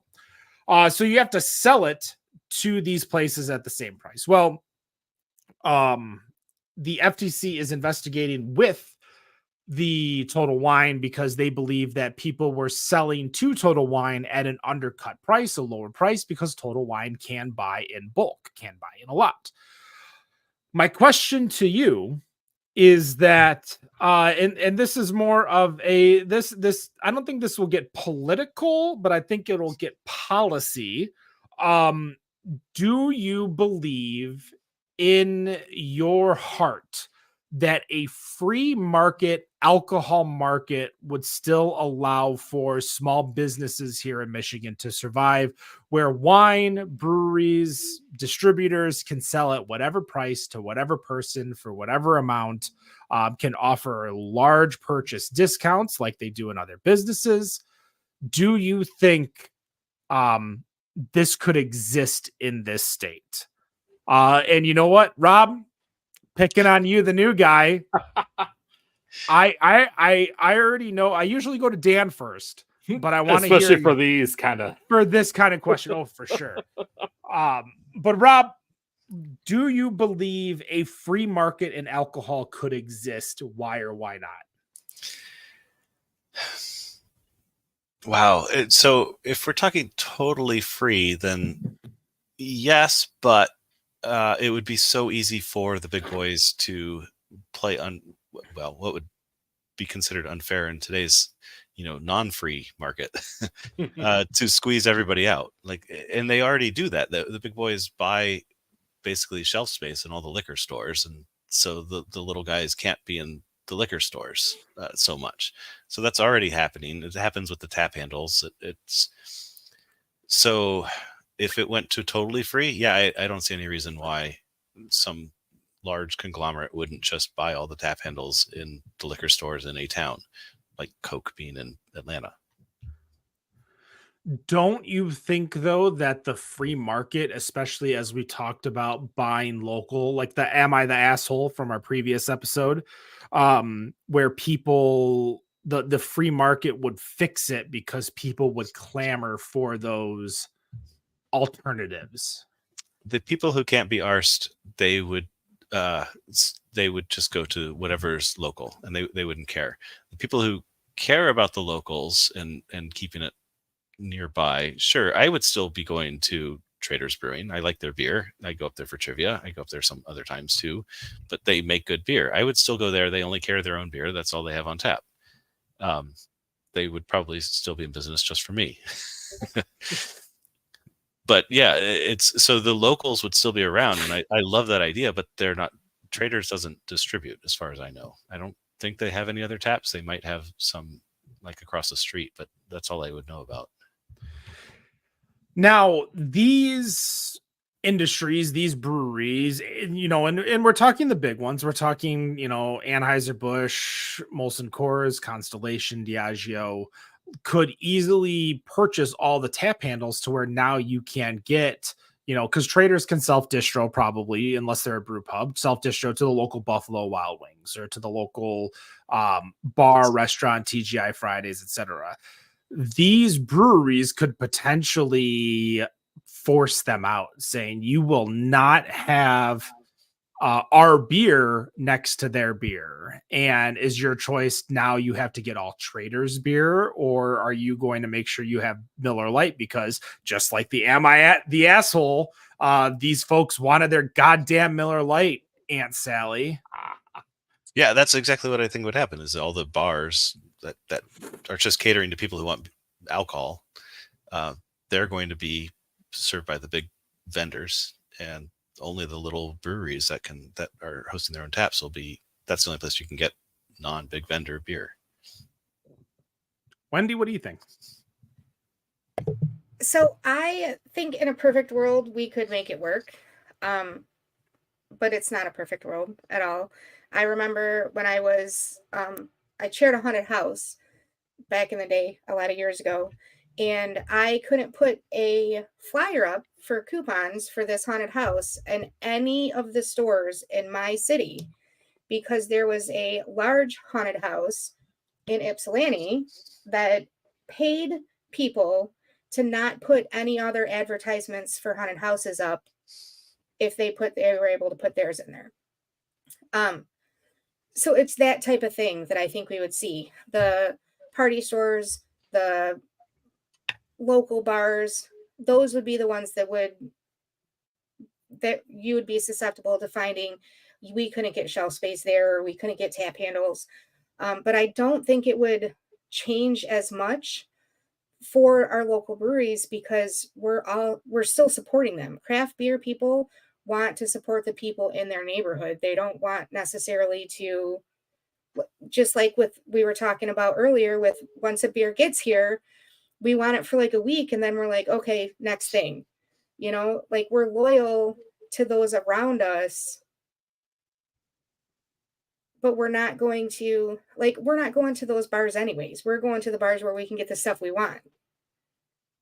I don't go to the neighborhood bar that doesn't sell craft beer unless I'm not looking for a craft beer. So I guess that's that. Yes, we could make it work, but no, I think that there would be, the big guys would try to force out the little guys and they would play those games like that. But I think that people would still continue to support their local craft beer places. I believe it's the bitterness that we see within the industry, especially as we got my message from the distributor that talked about how like brand reps can control where Bourbon County goes and distributors can control where this one beer goes. And I know it's one beer and it's a very specific thing, but in reality, we see all of this, but then we see, like, as I was talking to about Benny's earlier and how like Benny's in Chicago, there's plenty of them where you could just go get a case of Rare off the shelf and be perfectly like at MSRP too. Not even like at a ripoff price, but Dan. So refresh my memory because Rob and Wendy's responses kind of threw me off. So we're talking about being able to sell at a discount to bigger people who move this beer, for example, Ford Field. Is that correct? Yes. So currently in the state of Michigan, if you're a distributor, if you are a brewery, you cannot sell a keg of Bud Light. We'll use Bud Light for this example, to Ford Field, to Zatuna Liquor, to Three Nick Scoreboard at different prices. It is the same price at all three spots. Okay. So that's totally fair. What I would be in favor for, and this might kind of make people mad, but so you have the floor, you have to sell at a certain price, but you can sell it at a discount for people who move it more. So say we're Zatuna Liquor, I'll just use that for an example.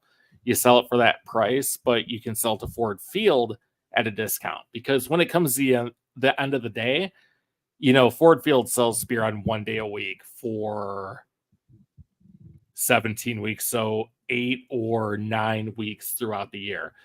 If it's a Tuesday afternoon, you're going to another bar. Those discounts aren't really going to hurt. Even when it comes to like a hockey game, a basketball game, even a baseball game, you're not going there for a beer on a Tuesday, Wednesday afternoon, unless you're going to the baseball game. I don't see how that actually hurts your local bar, because I can go to Ford Field, spend $150 for a seat and get a beer at a higher margin. It doesn't really hurt anyone at the end of the day. Does that make sense? Are you saying that I feel like you need to at least have maybe a ceiling price? And Yeah, that's what I'm talking about. So there's the maximum. So whatever they're selling to everyone, that you can't go above that. But Ford Field can get a discount because on a Sunday afternoon, they're going to sell a shit ton of beer. That's totally fine. You can't raise it above that price that you're selling it to Zaytuna, you're selling it to Mad Club, something like that. You can't sell it above that, but you can sell it below. There's nothing wrong with that. How do So- you verify what the ceiling price is, though? Is it Well, something you have to register? Is it something that has to register every month, every quarter, every year? Because That's if the I'm fair selling point. everything at, say, $10, well, we're just going to use small numbers. I'm selling everything at Okay. $10. I'm going to go to Ford Field and I'm going to go to $8. But this one place really wants this beer. I'm going to sell it to them for $12. Now my ceiling's $12. So you would have to figure out, and we're getting more complicated now, and I'm glad you asked that. Whatever you could probably have, the best way to do it is a certain percentage above cost as the floor or as the maximum. Yeah, is but what I should say. is Anheuser-Busch going to give you the at cost price? Like, are they going to tell you what cost See, is? and that's where we're getting the flaws in my idea here. I'm We're- really we're good at that. Off from the free market You are. concept too. This is into the normal bulk discount type of situation, and that's like you Right. go out with a price list. So I work in software. You go out with a price list, and nobody pays that price. Everybody pays a discount on that price in software anyway. But it would be like that. So in this situation too, where the price list is whatever the list is, and maybe the smaller places get stuck paying either the full price or similar, but then the larger places are paying less. But that's different from if it's just free market, because if it's free market and Anheuser-Busch says, oh, you moved a whole lot of product here, you can have all of these at a discount as well. Like you sold a ton of Bud Light, have all of these other products, have some Elysium, have these 5 other things. They use up all of your taps at a discount. That's where it gets into predatory type stuff. Because now the 6 taps is Bud Light, Bush Light, Goose Island, Elysian, and X beer. Whatever that Irish red is by you, Dan. 4 Peaks. Let's Oh, be Kilt honest, Lifter. Kilt Lifter. Even though they aren't allowed to have a discount now, they still have kickback programs that if you buy so much by the end of the year, you get a discount, you get a rebate. Yeah, or free kegs. So you're or still getting a discount, you're just not getting it up front. we'll come clean your lines for you. Right. Yeah, they'll pay someone to clean. No, your a lot of yeah. time it's a Wish they'd check do that back. more often. So I mean they're still getting the discount. They're just not getting it up front. Yeah, Getting I on the think back end. and I understand like registering at least your like price, like your baseline price. As Rob said, there's nothing that's stopping them from making the baseline price a giant price and then just playing under that price. Like, Yep, oh, that's hey, fair. this keg, this half barrel of Bud Light's $500. Like the hotel costs, where the max price of any hotel has a max price, but that max price is like $500 for a Motel 6 in Madison Heights. Like Motel 6, Motel 8, Motel 6. Super Yeah, 8. Motel 6. But Nights in. yeah, And there's you can leave the light on. there's Tom so Bodell, much shout room that you can work with. So I think I understand being, very hyper vigilant against these larger organizations, Meijer, Total Wine, Kroger, Giant Eagle, Walmart, etc., to at least protect the liquor stores. Really, in this point, we're not even talking about craft breweries. We're talking about small businesses like your Zaytuna Liquor. Gosh, we need to charge more money for the amount of times Yeah. we drop their name today. Yeah. It's like 8 Um, times. I know. Zaytuna Liquor, or what was that place in Warren that sponsored us? One Champagnes, I think it was. It, no, Old Chicago. I can't No, remember. it wasn't on Old Chicago. It was on like 12 or 13. I think it was 13 13 Mile then. in like Shaner or something like that. That was like Anyways. for 2 weeks. No, they 8 sponsored us for a couple months. Oh, okay. And then Jack took over. It was like, this is mine now. Shout out to Three Nicks Scoreboard because I Ryan always answers my texts when I have questions about stuff. So always shout out the Three Nicks Scoreboard. But yeah, so it helps them. It helps Three Nicks Scoreboard. It helps bars, bars, small businesses, basically. It's protecting them from being eaten up by the larger organizations, because as much as there's a million beer SKUs, they're limited based on what they're selling. That is going to do it for the craft beer news segment. We will be back next week. We have a return guest. I got to get another one of these ESG glasses ready, as we're going to have Ryan Locke on, formerly of Brew Detroit, now with M4CIC distribution here in Michigan, to give us an insight on what we can learn about the distribution world. We can ask him maybe some of these questions. Right. And unless he pleads the fifth like he did with everything with Brew Detroit. It was great times, and he felt I talked to him at the Better on Draft Beer Festival over at Jimmy John's Field. He was like, I felt so bad because you were asking me, so it looks like you brew dragon mead. And he's like, I can't talk about that. I'm like, it's on your website. And he's like, So he won't be as handcuffed, so we'll be able to get to know him as well as the industry a little bit more. Follow us on all of our social medias. That's TikTok, Facebook, Instagram, Untappd, YouTube, Kick, Twitch, Twitter, X, MySpace, Friendster, LiveJournal, Still Dead not Journal. on Rumble. Don't know why, but We're on Rumble. are we on Rumble? Yeah, Better on Draft. Oh, Thanks for paying attention, Dan. you didn't mention it. So I mentioned a lot of things, both that we have and that we don't have. Are we on Thrinder? We're not on Thrinder. We left there because we felt that bringing 4 people to a 3-way is not a proper That was etiquette. Nick's thing anyway. Wait, that's a real thing? It was. I don't spend enough time on It was for a while. I don't know. Better maybe on the Hey, internet- hey, before you Yes, do that, Wendy. don't forget that Sunday is Small Brewery Sunday. Go out and support your local guy. This is coming out on Monday. Damn it. Do it yesterday. Y'all Everybody's get, yeah, listening. do it yesterday. You know what? Better do on it anyways. Draft Tuesday. Do it every day. Go watch Better on. Go listen to Better on Draft on your way to getting beer on draft in a growler, keg at your local brewery. No matter what you think of your beer, we think it's Better on Draft. Have a good night. Cheers.